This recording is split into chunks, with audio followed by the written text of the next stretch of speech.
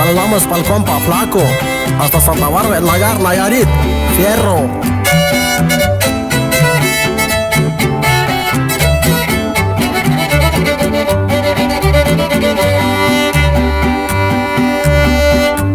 Un tiempo fui campesino y desde muy niño me enseñé a sembrar.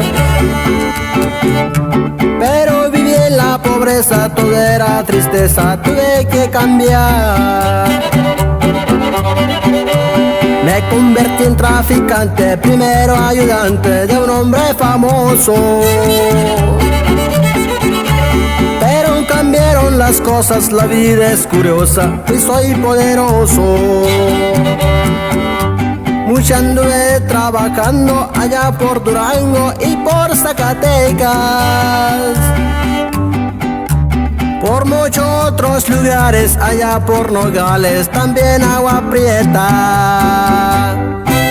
Y con esto saludamos al compa Leno Caloca y el R15, puro Palma Chica.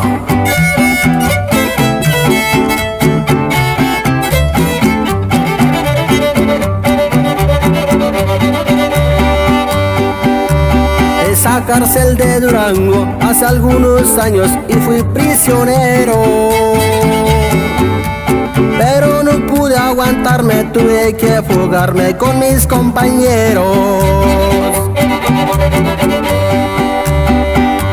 Me gusta tener amigos que sean decididos y que me sean fieles. Y cuando estoy en mi rancho, que tonquen los huirras para estar alegre.